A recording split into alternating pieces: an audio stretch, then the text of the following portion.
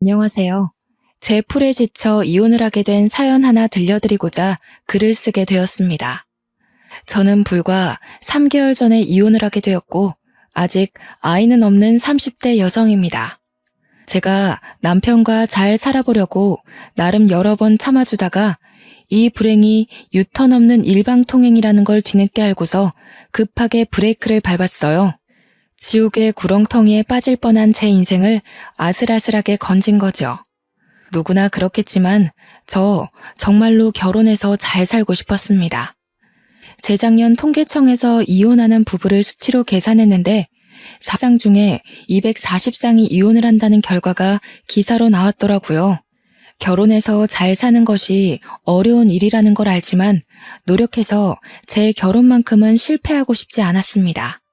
그런데 결국 이 꼴이 나버렸네요. 잘 살고 있는 부부들을 보면 무척 경이롭고 노부부가 되어서도 서로 존중하며 손잡고 다니는 분들을 보면 이젠 존경심을 느낍니다. 사연을 쓰기 위해서 다른 사연자들의 글을 읽어봤는데 이혼 부부가 굉장히 많더라고요. 다른 곳보다 유독 이 커뮤니티에 이혼 사연이 많은 것 같아서 저도 대한민국 이혼녀로서 제 경험 좀 시원하게 얘기해보고자 합니다. 저는 건강관리식품 제조회사에서 일을 하고 있는 사람입니다. 평소 주변에서도 똑부러지고 알뜰하다는 말을 많이 듣는 편이었던 저는 동료 직원들 중에서 가장 신임을 높게 사는 직원 중 한 명이었을 정도로 각별한 애정을 받았는데요. 특히나 비즈니스에 필요한 금전적 부분을 자꾸 저한테 맡겼다는 겁니다. 물론 저는 회계 쪽 분야가 아닙니다. 저도 회계는 어려워요. 돈을 잘 만지는 편이긴 하지만 그건 그냥 꼼꼼한 성격 덕입니다. 그런데 회사 다닌 지 한 2년 되니까 동료끼리 서로 어떤 사람인지 어느 정도 알게 되잖아요.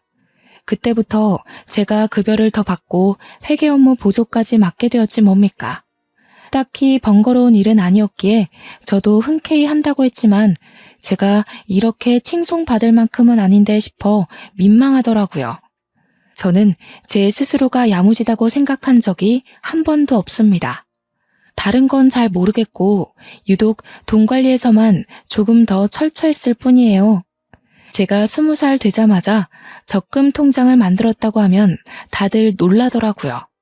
그 적금도 금리나 혜택 다 비교해서 통장 2개로 나눠 만들었다고 하니 신기해하기도 했고요.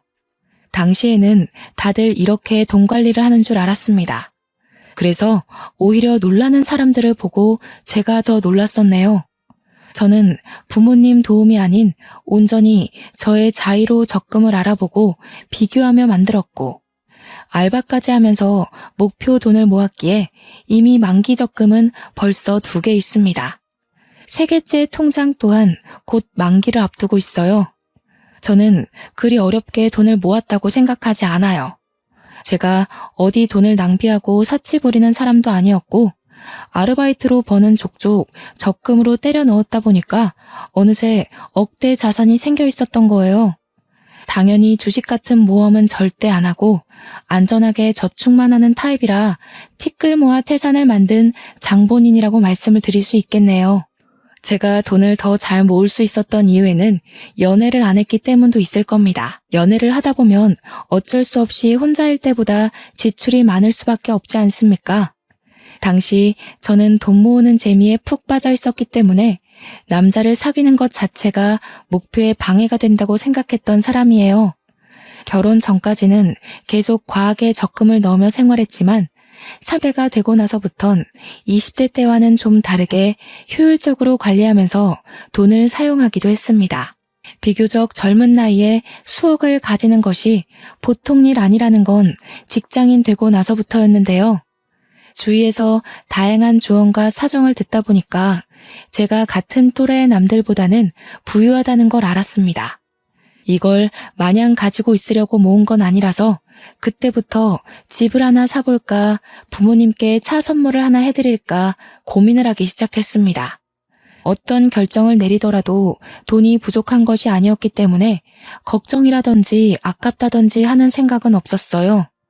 남들은 한참이나 멀게 바라보는 그 목표를 저는 언제든지 바로 읽어낼 수 있는 여건이 있던지라 그 짜릿한 느낌이 또 다르게 흥미롭더라고요. 그때까지만 해도 남자에 대한 관심은 계속 없었습니다. 돈을 왕창 모으고 그걸로 나만의 자산을 만들어내는 과정을 통해 색다른 즐거움을 알아버렸기 때문이었죠. 그런데 제게 직장 동료가 괜찮은 지인이 있다고 해서 소개를 해준다고 하는 거 아니겠어요? 저는 혼자서도 충분히 재미있는 인생을 살고 있었기 때문에 굳이 연애를 통해 제 인생에 낯선 사람을 끼워놓고 싶지 않았습니다. 정중하게 거절을 했더니 동료 직원이 저더러 그런 말을 하더군요. 지금이야 젊으니까 부모님이 내 자식 하면서 끼고 돌지. 나중에 부모님 나이 드시고 선옥 씨 시집갈 나이 되면 결혼 안 하고 있는 게 불효가 돼. 부모님도 슬슬 선옥 씨 앞날 때문에 걱정하고 계실걸? 형제도 없다면서. 자식이 혼자 남겨지게 생겼는데 어느 부모님이 마음 편하겠어. 부모님의 생각을 들어본 건 아니지만 동료 직원의 말이 꽤 일리가 있더라고요. 그때부터 생각이 많아졌던 걸로 압니다. 부모님께서 내색은 안 했지만 동료 말대로 정말 제 앞날을 걱정하고 있다면 그거야말로 사춘기 소녀 때와 같은 맥락으로 속썩이는 것이 아닐까 싶었어요. 그래서 며칠을 고심한 끝에 저는 소개를 받아봤습니다. 어쩌면 첫 남자였지만 결혼으로 이어져도 나쁘지 않았던 게 만약 결혼을 한다면 오히려 제가 남자 쪽보다 더한 자금을 가지고 갈 수 있겠다 싶어서였죠. 꿀리고 시작하는 결혼은 싫었거든요. 당시 저는 결혼 배우자로 어떤 남성 타입이 좋은지 전혀 보는 눈이 없었습니다. 그저 착하고 마음이 넓은 남자가 좋겠다고 생각했던 것 같아요. 그런데 우습게도 제 눈에 남편이 딱 그렇더라고요. 소개받고 연인으로 발전하면서도 제게 늘 잘하고 착하고 우리 부모님께도 예의 바른 사람이었거든요. 그래서 확신을 갖고 좀 더 길게 만나봤는데 남편이 그때만 해도 참 괜찮은 사람이었습니다. 남편과 연애를 하면서 솔로일 때보다는 돈을 좀 쓰게 되었는데 딱히 상관없었어요. 이성과 함께하는 재미도 돈 모으는 것만큼이나 즐거운 일이었더라고요. 늦게나마 알아버려서 오히려 적당히 소비하는 게 좋았습니다. 그렇게 4년을 지내다 보니 저희는 자연스레 서로를 결혼 대상으로 바라보게 되었습니다. 남편도 다른 동료들처럼 제가 얼마나 돈 관리를 잘하고 있는지 아주 잘 알고 있었어요. 제가 경제 관리하는 걸 늘 옆에서 지켜보기도 했고 제가 또 남편에게 돈 관리하는 팁을 알려주기도 했거든요. 돈 얘기 나올 때마다 남편이 늘상 제게 했던 말이 있었는데요. 나는 세상에서 숫자로 머리 쓰는 게 제일 싫어. 우리 결혼하면 자기가 경제권을 다 가져. 나는 도무지 이런 거 신경 쓰면서 일 다닐 자신이 없다. 결혼을 약속하고 나서는 본격적으로 경제권을 제게 다 넘기려고 했습니다. 솔직히 내 주머니로 들어오는 돈을 남에게 맡기기가 쉽지 않잖아요. 아무리 남편과 제가 가족이 될 사이이고 부모로서 평생을 손잡고 걸어갈 약속을 했다고 하지만 요즘 부부끼리 절도 범죄까지 있단 말이죠. 그래서 그냥 장난삼아 하는 소리인 줄로만 알았습니다. 그런데 결혼을 하고 나서도 남편이 신혼집에서 한 번 더 경제권 얘기를 꺼내는 거 아니겠습니까? 심지어 이미 회사 급여까지 제 계좌로 돌렸다고 하더라고요. 난 용돈 받고 사는 삶이 편해. 한 달에 50만 원 정도면 충분할 것 같아. 원래도 자기랑 놀 때 말고는 돈을 잘 안 썼던 편이라서 나 혼자서 이만하면 적당해. 정말 괜찮겠어? 그냥 각자 관리하고 생활비만 공동 입금하는 게 낫지 않을까? 사람 일이란 게 언제 어디서 돈이 확 나갈지 모르잖아. 급한 일 생기면 50만 원으로 뭘 어떻게 해?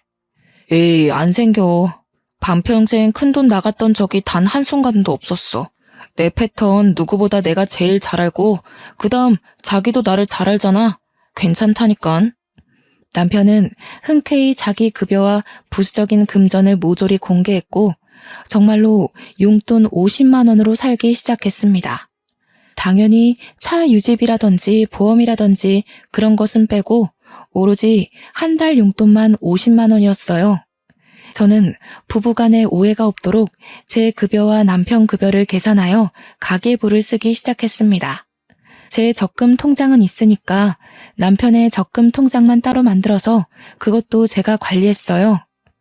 부부 공동명의 통장을 하나 더 만들까 하다가 뭐든 공동으로 만들게 되면 소유권에 문제가 생길 수 있다는 말을 들은 적이 있어서 일찌감치 포기를 했네요. 저희는 정말 수월하게 신혼생활을 이어갔고 신혼집은 남편이 모아놓은 돈에 맞춰서 서로 딱 반반의 비용을 보태어 매매를 했습니다. 저와 남편은 둘 다 초창기부터 욕심 없어서 과하게 저지르지 않았기에 크게 허리 휘는 시작을 하진 않았어요. 그래서 돈이나 대출에 쫓기듯 급급하게 살지 않았고 오히려 여유가 있었기 때문에 신혼을 더없이 풍요롭게 누릴 수 있었습니다. 이렇게 저희 둘은 문제없이 잘 지내고 있었거든요. 그런데 어느 순간부터 주변에서 자꾸 입김이 들어오는 거 아니겠습니까? 저를 향한 조언이 아닌 바로 남편에게 하는 충고들이었습니다. 한날 남편이 남편 회사에서 일하는 동료 사원들을 데리고 집에 온 적이 있었는데요. 결혼 전에도 몇 번 만나서 안면을 텄기 때문에 어색한 사이는 아니었습니다.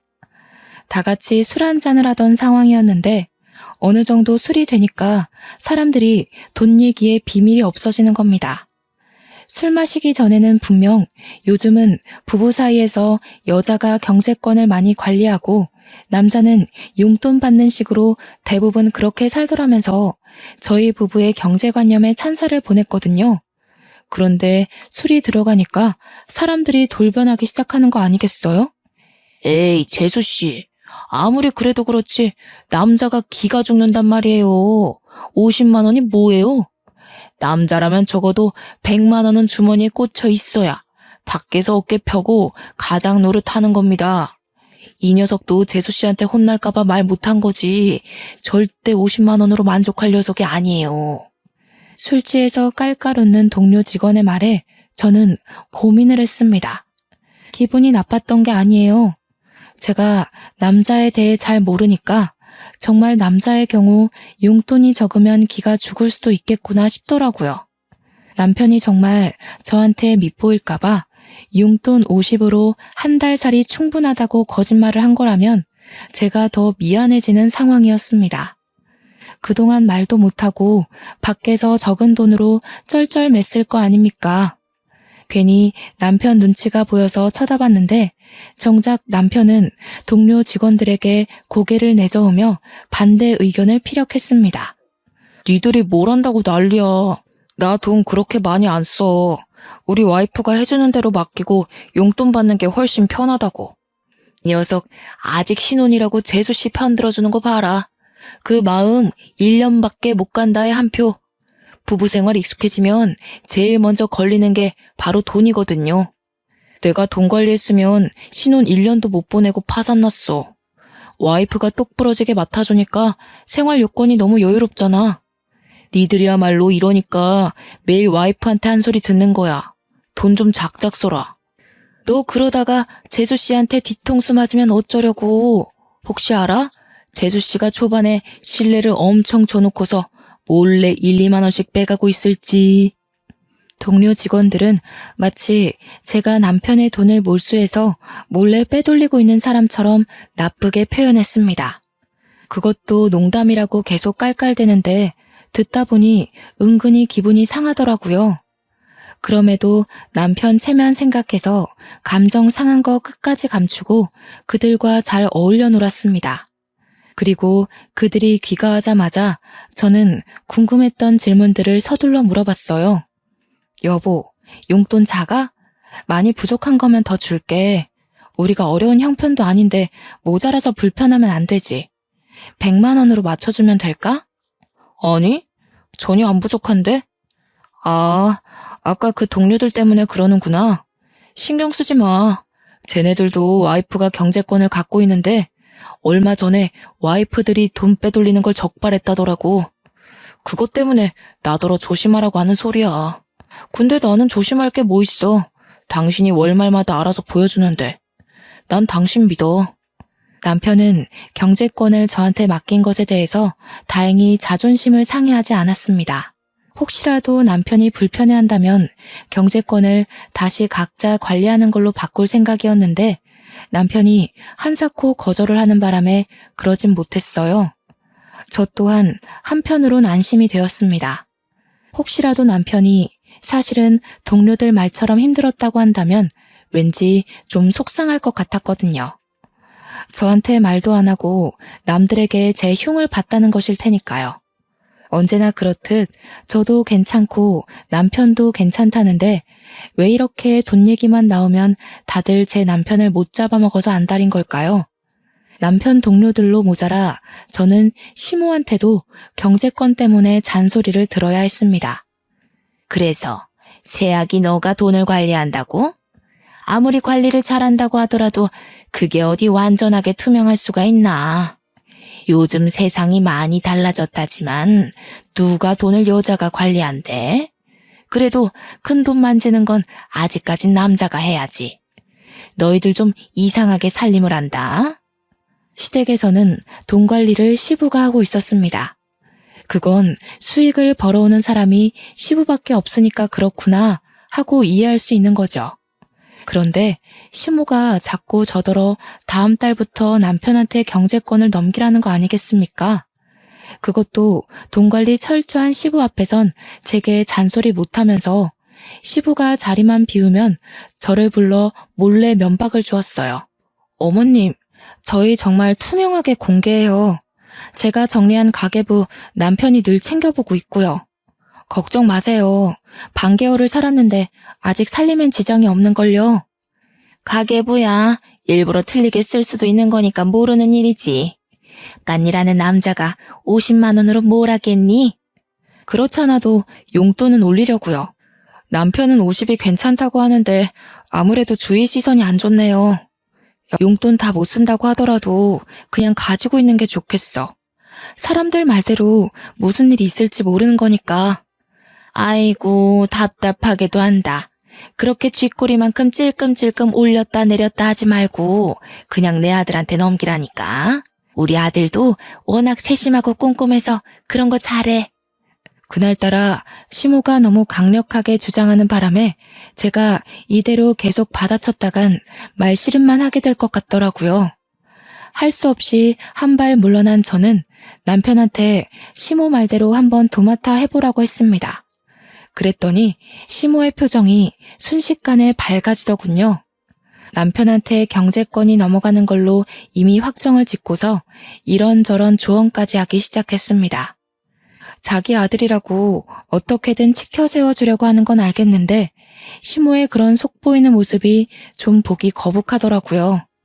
그러나 그렇게 신이 났던 시모의 기분이 단 1분도 지나지 않아 다시 심오해졌는데요. 남편이 또 한 번 경제권 받는 걸 거절해버렸기 때문이었습니다. 싫어, 귀찮아. 다들 왜 자꾸 했던 말 계속하게 하는지 모르겠네. 우리 집은 와이프가 똑똑하니까 알아서 잘 돌아가고 있잖아. 잘하는 사람이 해야 살림도 피는 거지. 괜히 내가 있다가 쫄딱 망하면 어쩔 거야? 아우 싫어. 어머 얘 봐라. 아직도 세상 물정을 모르네. 새아기가 경제권을 준다잖아. 네 아빠를 보고 자랐으면 알 거 아냐. 남자가 돈을 쥐고 있어야 미래가 안정되는 거야. 아빠가 남자라서 돈을 쥐고 있는 게 아니라 엄마가 돈을 허튼데 쓰니까 아빠가 관리하는 거 아니었어? 저번에 아빠가 그렇게 말하는 거 들었는데. 저는 그 자리에서 남편의 눈치 없는 발언 때문에 웃음을 참느라 애를 썼어요. 시모가 평소 웬만한 고집이 아닌데 자기 아들은 잘 못 이기더라고요. 아마 남편이 눈치 없이 직설적인 멘트를 잘 날리는 사람이라서 그렇지 않나 싶습니다. 하도 주위에서 뭐라 그러니까 저도 정말 남편한테 경제권을 맡겨볼까 했었거든요. 그런데 당사자가 저리 싫다고 발악하니 어떡합니까? 제가 어디 한두 번 물어봤겠어요? 이미 수십 번을 물었지만 남편 대답은 늘 거절로 한결같았는걸요. 그렇다고 포기할 시모가 아니더라고요. 경제권이 넘어갈랑 말랑하고 있으니까 시모도 애가 탔나 봅니다. 결국 시모한테 등짝을 맞은 뒤에야 남편은 경제권을 넘겨받는 것에 수긍했어요. 저야 뭐 괜찮았습니다. 어차피 저희는 부부이고 저희 집에 들어오는 돈이 어떻게 돌아가는지 이미 파악했잖아요. 남편한테 넘겨주더라도 어느 정도 제가 모르는 부분은 없겠다 싶었거든요. 저는 주말에 하루 날 잡아서 남편한테 경제권을 인수인계를 해주었습니다. 나름 쉽고 간단하게 이것저것 설명을 해줬는데 남편이 금세 골머리 아파하더라고요. 마치 이제 셈을 배우기 시작한 초등학생이 수업 시간에 엎드려버리는 모양새와 같았습니다. 나 도저히 안 되겠어. 당신 내가 얼마나 숫자 싫어하는지 알지? 누누이 말해줬었잖아. 그거 진짜 괜히 하는 소리 아니야. 나 학창시절에도 수학을 제일 못했어. 제가 봐도 남편이 너무 버거워하는 것 같았어요. 그럼에도 불구하고 저는 남편이 미치려고 하는 걸 잘 어르고 달래서 웬만하면 넘겨주려고 했습니다. 어머님이 당신 이런 거 소질 있다고 그랬잖아. 수학이랑 동계산은 좀 다른 개념이야. 성급하게 생각하지 말고 차차 이해해보자. 내가 다시 설명해줄게. 아, 진짜 못해. 엄마가 괜히 당신이 내 돈까지 들고 있으니까 심술 부리는 거야. 우리 엄마 돈 욕심 많은 것 때문에 아빠가 관리하는 이유도 있단 말이야. 아마 내가 경제권 들게 되면 엄마가 간섭할걸? 난 엄마 게임에 안 넘어갈 자신이 없어. 절대 못해.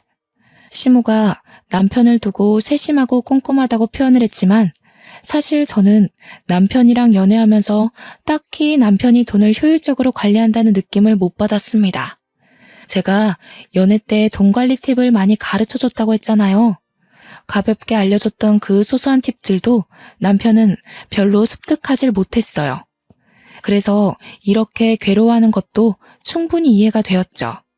할 수 없이 제가 다시 경제권을 도맡게 되었는데요. 시모에게 이 사실을 말씀드린다면 제가 경제권을 넘기기 싫어서 남편을 기죽였다고 생각할 텐데 이건 이것대로 또 걱정이었습니다. 남편이 시댁에 알아서 잘 설명하겠다고 했는데도 그렇게 썩 위로는 안 되더군요. 남편이 말한다고 시모 성격에 바로 굽신거릴 게 아니란 걸 아니까요. 저희 부부는 잠깐의 휘몰아쳤던 돌풍을 지나고 다시 고요한 일상을 보내고 있었습니다. 그러던 어느 날 용돈 100만 원으로 올려주겠다던 제 제안을 항상 거절해왔던 남편이 홀라당 돈을 다 써버린 적이 있었는데요. 바로 교통사고가 났기 때문이었습니다. 얼마나 급했는지 남편이 제 근무 시간에 전화를 해서는 돈 좀 붙여줄 수 있겠냐고 해서 급하게 보낸 뒤에 사정을 물었던 기억이 있어요. 아, 주차 사고가 났는데 내가 실수로 상대방 차 문을 쫙 긁어버렸어. 하필 돈 좀 나가는 차를 건드리는 바람에 있는 돈으론 택도 없더라고. 뭐? 다친 곳은 없어? 당신 여태 그런 해본 적도 없는 사람이잖아. 조심 좀 하지. 혹시 다친 데 있는 거면 돈 더 보내줄까? 병원비는 있어? 다친 곳은 없어. 근무 시간일 텐데 연락해서 미안해. 워낙 급한 일이라 너무 당황해서 당신 근무 시간인지도 생각 못하고 전화를 해버렸네. 남편은 운전 경력 15년인데도 여태 문콕 사고도 없었을 만큼 안전운전 실력을 지닌 사람입니다. 달리던 차도 아니고 주차를 하다가 사고가 난 거라서 어쩌면 천만다행이지만 한편으론 의아하기도 했어요. 도대체 어디다가 정신을 빼놓고 있었길래 가만히 있는 차에 가서 사고를 낸 건지 모르겠더군요. 수리비 견적은 총 78만 원이 나왔고 용돈으론 턱없이 모자랐던 남편이 제게 받아간 돈으로 잘 해결했다고 문자를 줬습니다. 이번 일을 겪으니까 확실히 느꼈어요. 남편에게 용돈 50만 원은 적은 게 맞는 것 같았죠. 만약 제가 연락을 받지 못했더라면 여기저기 전화를 돌리면서 구차하게 남의 주머니에 손 벌렸을 거 아닙니까? 위험한 상황일 때 대비하기엔 그 용돈은 너무 아슬아슬했습니다. 그래서 저는 남편에게 말없이 다음 달부터 용돈을 100만 원으로 올려줬어요. 용돈 입금한 당일 남편이 리액션은 안 해주더라도 용돈 올렸냐고 물어나 볼 줄 알았는데 정작 이틀이 지나도 남편한테서 별다른 말이 없더라고요. 여보, 내가 용돈 올린 거 확인했어? 당신 사고 이후로 내가 생각 많이 해봤는데 아무래도 올리는 게 좋아서 100만 원 넣었거든. 몰랐어? 그랬어? 내가 입금 내역은 따로 확인 안 해서 몰랐네. 고마워. 신경 안 써줘도 된다고 했는데 내가 말이랑 행동이랑 너무 달랐지? 민망하네. 어쨌든 잘 쓸게. 입금 내역은 남편이 굳이 확인하려 들지 않아도 알림으로 뜨는 걸로 알고 있습니다. 남편이 설정해달라고 해서 제가 해줬던 기억이 나요. 그런데 입금 사실을 전혀 몰랐다뇨. 남편의 말에 여럿 의문이 들었지만 일이 바빠서 정신이 없었겠거니 그렇게만 생각하고만 넘겼습니다. 그리고 그때부터 남편은 옛날과 좀 다르게 소비 습관이 점차 변해갔어요. 100만 원은 너무 많다면서 길고 날던 남편이 100만 원도 모자라서 종종 돈 좀 보내줄 수 있냐고 연락하는 횟수가 많아졌다는 겁니다. 매번 돈을 더 붙여달라는 이유도 참 많고 다양했어요. 한날은 회식을 쏘게 되었다. 또 어떤 날엔 회사에서 단체 기부를 하게 되었다. 그리고 다음 날엔 친구가 어려워서 돈을 조금 보태줘야 했다 등등. 어쩔 땐 우리 한 달 살림에 차질이 생길 정도로 거액을 빌려간 적도 있었습니다. 제가 여러 번 물으면 늘 새로운 변명으로 답이 돌아왔어요. 생각해보면 차 사고 났을 때 제가 돈을 붙여준 이후로 남편이 점차 변한 것 같았습니다. 그 전까지만 해도 돈 쓰는 게 귀찮아서 외식도 굳이 안 하려던 사람이었는데 한 번 돈 입금되니까 혹시 돈 맛을 알아버렸나 싶더라고요. 얼마 후에 또 돈 좀 달라고 연락 왔길래 한날은 제가 없다고 얘기를 해봤거든요. 그랬더니 남편이 약간 언성을 올리는 거 아니겠습니까? 목소리에 짜증과 억눌린 화가 잔뜩 묻어 있었습니다. 내 돈까지 당신이 들고 있으면서 없긴 뭘 없어. 나 지금 급해. 얼른 120만 원만 보내봐. 얼마 전에 나 상여금 탄 거 있잖아. 그거랑 합쳐서 주면 되겠네. 여보, 당신 벌써 이번 달에 용돈만 2번을 받아갔어. 근데 뭘 또 달라는 거야? 지난번 용돈도 겨우 타이트하게 맞춰서 준 건데 이러면 당신 적금 못 넣는단 말이야. 적금? 적금이 있었지? 그런 걸 쓸데없이 왜 넣어? 난 됐으니까 내 거 해약할게. 적금은 나중에 여유 많을 때 차차 넣으면 될 것 같아. 아직 만기까지 반개월이 남았는데 아까운 이자 날리게 남편이 느닷없이 해약하겠다는 거 아니겠습니까? 남편의 철부지 같은 행동에 답답했던 저는 결국 안 된다고 목소리를 좀 높였습니다. 그러자 남편이 이젠 성질까지 버럭 내면서 돈에 미친 사람처럼 적금 통장을 달라고 강하게 얘기하더군요. 내가 네 돈에 손을 대냐? 내 돈으로 넣은 적금 내가 좀 쓰겠다는데 뭘 그렇게까지 빡빡하게 굴어. 오늘 집에 가면 통장 꺼내놔. 내일 내 것만 해약할 거니까. 비행 청소년도 아니고 돈 안 준다고 행패 부리는 남편의 모습에 솔직히 좀 당황했습니다.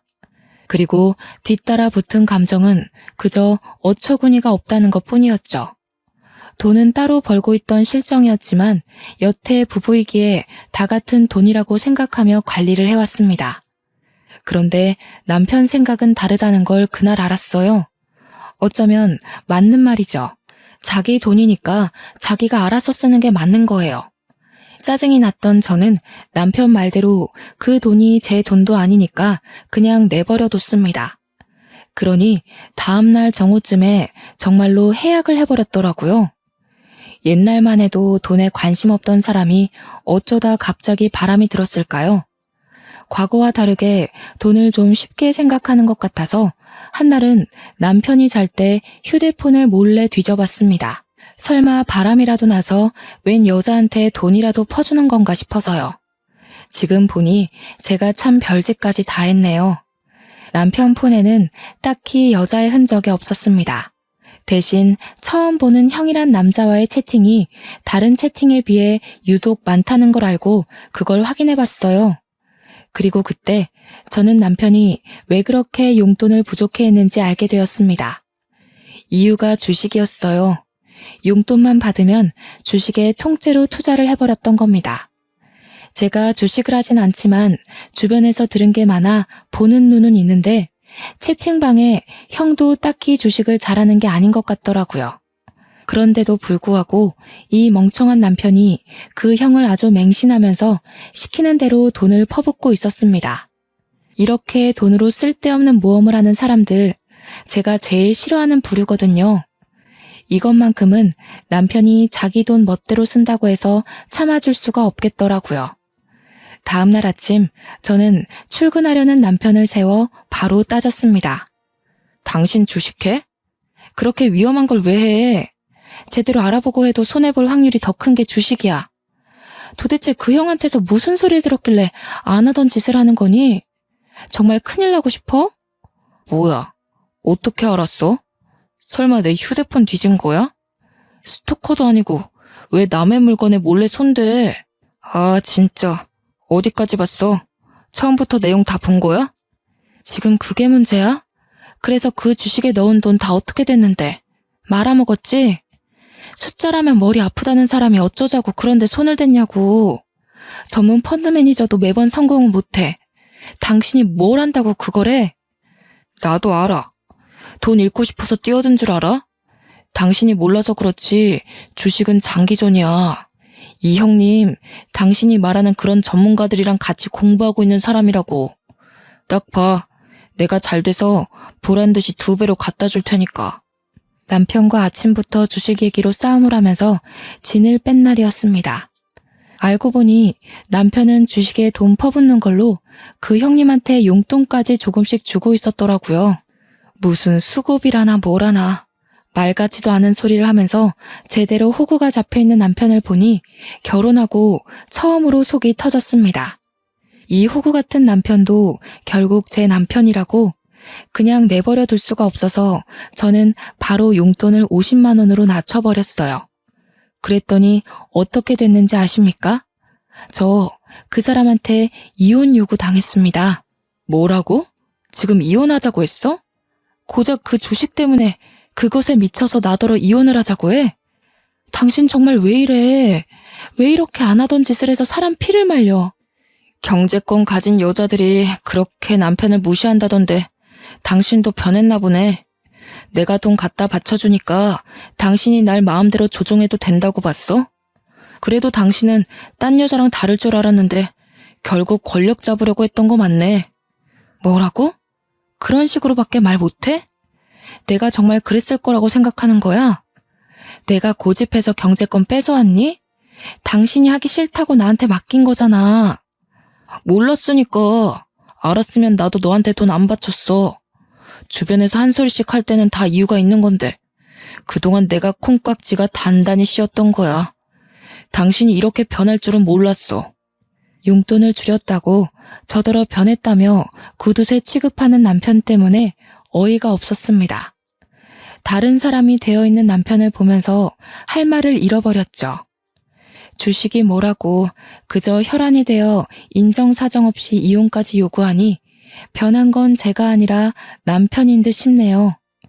그래도 저는 이걸로 이혼까지 하는 건 아니라고 생각했습니다. 참 우둔한 생각이었죠. 부부관계를 지키기 위해 결국 제가 결정한 방법은 경제권을 돌려주는 거였습니다. 각자 돈 각자가 관리하는 걸로 하고 남편한테 네 돈 가져가라며 통장을 패대기 쳐버렸어요.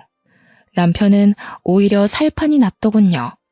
공동 생활비만 넣고 나머지 돈은 정말 자기 멋대로 펑펑 쓰는 것 같았습니다.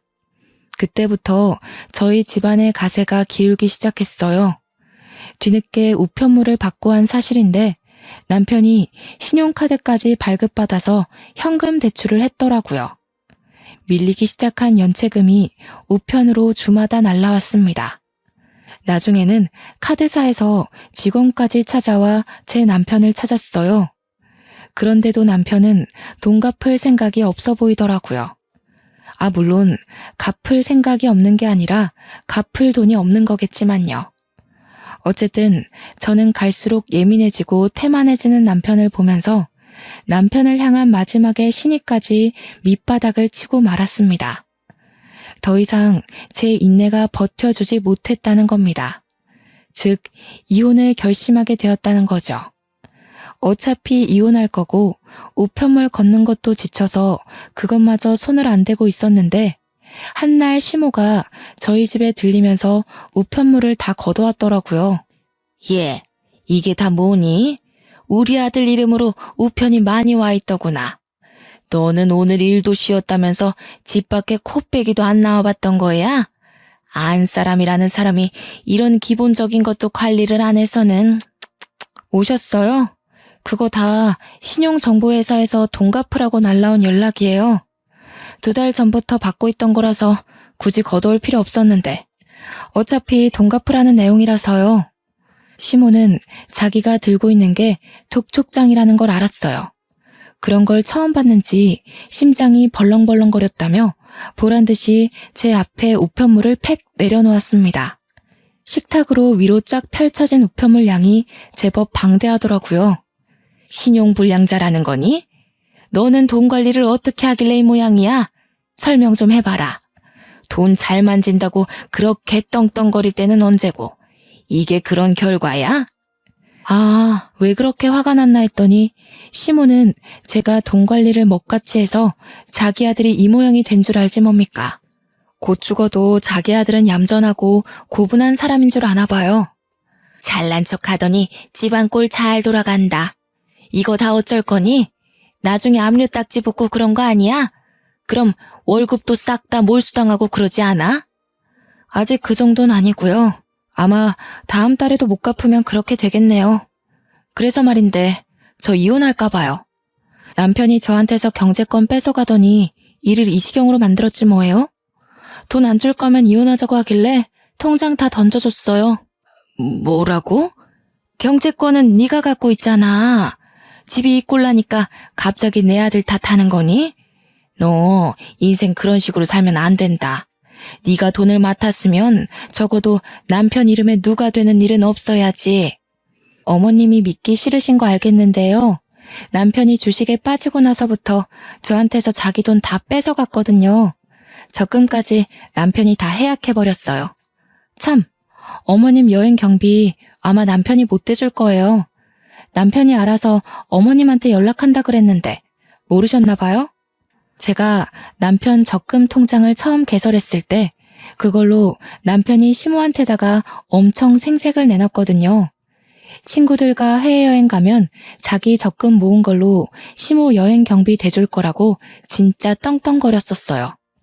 그것에 덩달아 신났던 시모가 개모임 추진해서 연말에 해외여행 일정을 다 잡은 걸로 압니다. 그런데 남편이 적금 해약하고 다 탕진해버렸다고, 주식에 미쳐버렸다고, 누구 하나 알려주는 사람이 없었다 보니 취소를 못한 거죠. 이제 와서 취소를 하면 계약금에서 60%만 환불된다고 했습니다. 시모는 그 사실을 들으니 남편 돈 쓰는 꼴이 얼마나 엉망인지 좀 와닿나 보더라고요. 여행 경비 얘기에 얼굴이 벌개진 시모가 당황하면서 말을 막 버벅거렸습니다. 그러더니 겨우 꺼낸 말이 뭔 줄 아십니까? 끝까지 자존심은 굽히고 싶지 않았나 봐요. 저더러 그 돈을 해줘야 되는 거 아냐고 우기기 시작하대요. 자기한테 미리 알려주지 않은 건 우리 부부 둘의 잘못이니 자기 아들이 처리 못한 걸 저보고 대신 해결하라고 했습니다. 오늘 남편 퇴근하면 남남이 될 건데 제가 왜 어머님 여행 경비를 대드려요. 친구분들한테 전화 돌려달라고 하면 그건 도와드릴 수 있어요. 친구분들 돈 날리게 생기셔서 어떡해요? 남편이 똑부러지게 돈 관리를 잘했어야 하는 건데. 남편이 돈 관리하면 집안이 이렇게 파탄 난다는 걸 시모한테 똑똑히 알려주고 싶었는데 마침 기회가 잘 되었다고 봅니다. 시모는 제 주장에 더 이상 반박을 하지 못했고 울그락불그락 열만 올리다가 남편한테 전화를 걸면서 집을 박차고 나갔습니다. 그날로 퇴근하고 온 남편 앞에서 저는 잠자코 이혼서에 도장을 찍었어요. 남편한테도 찍으라고 도장과 함께 건넸더니 갑자기 남편이 돌변하면서 제 앞에 무릎을 꿇는 겁니다. 뭐 하자는 거냐고 물었더니 남편이 뜬금없이 회유를 하기 시작하더군요. 미안해. 내가 판단이 어리석었어. 돈 욕심이 있었던 게 아니라 돈 많이 벌어서 노후 편하자고 그랬던 거야. 당신 말 진작에 들었어야 하는데. 여보, 나 이제 정말 손 뗐어. 다시는 주식 안 할 거야. 그러니까 한 번만 용서해주라. 사정을 듣자 하니 남편이 주식으로 가진 돈을 전부 탕진해버렸다고 하네요. 그제서야 주식 공부한다던 형의 말을 믿으면 안 되는 거였다고 깨우쳤다지 뭡니까. 그러면서 시모한테도 욕이랑 원망을 엄청 들어먹었고 심지어 시부는 남편을 한 대 패주려고 대기 중이라고 합니다. 신용불량자까지 된 남편은 말 그대로 인생이 간당간당한 상황이었어요. 저더러 자기 구제해줄 사람 저밖에 없다고 살려달라는데 제가 그걸 왜 살려줘야 하는지 모르겠더라고요. 남편이 구구절절 주눅들어서 하는 얘기에도 동정심이 전혀 안 생기더라니까요. 엄마가 너한테 용서받을 때까지 집에도 오지 말라고 했어. 여보, 나 여보 말고는 더 이상 가진 게 없어. 그러니까 딱 한 번만 봐주면 안 될까? 절대 2번 실수하는 일은 없게 할게. 내가 원래 어떤 사람인지 당신이 잘 알잖아. 시모가 자기 아들의 문제를 뼈저리게 느꼈나 봅니다. 하긴 자기 아들 때문에 자기가 제대로 피해를 받았으니 그제서야 아들의 미련함이 보였겠죠. 그런데 어쩌나? 저는 제 돈으로 남이 싼 똥을 처리해줄 생각이 전혀 없거든요. 그러려고 20대 청춘 즐길 거를 아껴가면서 모은 돈이 아니라서요. 질질 끄는 게 싫어서 합의 안 하면 소송할 거라고 강력하게 말했더니 돈에 무척 쪼들린 남편은 끝까지 빌더라고요. 지친 제가 그만 자리에서 일어나면서 지친다. 그냥 소송할게. 안녕. 하고 인사하니까 그제서야 급하게 합의서에 도장을 찍는 거 아니겠습니까? 아마 재산 분할된 돈으로 당장 급한 불은 끌 수 있지 않을까 싶네요. 이건 나중에 알게 된 사실인데요. 시모는 결국 해외여행을 취소하지 못했다고 하더라고요. 시부한테 욕을 왕창 들으면서 시부 돈으로 눈물을 머금고 다녀왔다고 들었습니다. 시부가 굉장히 보수적이라 돈을 헤프게 쓰는 걸 안 좋아하는 분이거든요. 그래서 유독 시부는 알뜰살뜰한 저를 좀 좋아했었습니다. 남편이랑 시모는 한동안 시부한테 저 같은 며느리를 내쫓았다고 욕먹고 쥐죽은 듯 살게 될 겁니다. 그저 잘 살아보고자 노력했을 뿐인데 돈 빨아먹는 귀신 취급을 당하게 될 줄은 몰랐네요. 남이 저를 신뢰하든 말든 남의 돈은 함부로 만지면 안 되는 건가 봅니다. 괜히 억울한 누명을 쓸 수 있다는 걸 시댁과 남편 주위의 사람들을 통해서 알았습니다. 그리고 또 아무리 좋은 사람이라 하더라도 돈 앞에서는 이면이 드러날 수 있다는 것조차 잘 배우게 되었어요. 아니지. 애초에 제 남편이 좋은 사람이 아니었는데 제가 그걸 못 알아봤던 거겠죠. 앞으로 또 이런 실수를 경험하지 않을 거란 확신은 없습니다. 다만 좀 더 지혜롭게 행동할 수 있을 것 같아요. 제가 이렇게 이혼을 하게 되었습니다. 불과 얼마 안 된 사연이에요. 아직은 이혼한 사실을 자랑스럽게 공개하는 것이 조금 조심스럽습니다. 제 삶에서 이혼이 가장 큰 돌불이었거든요. 아마 제 스스로 치유받을 시간이 좀 필요할지도 몰라요. 그래도 좋습니다. 하마터면 낭떠러지로 추락할 뻔했던 인생이 아닙니까? 그 빈무더기에서 홀로 빠져나왔다는 것 자체가 첫 번째로 제 자신에게 칭찬해주고 싶은 일입니다. 끊임없이 잘했다고 저를 보듬어주면서 다시 새 인생을 살아봐야겠어요. 사연이 너무 길었죠? 관심 가져주시고 들어주셔서 너무 감사합니다. 항상 좋은 날만 가득하세요.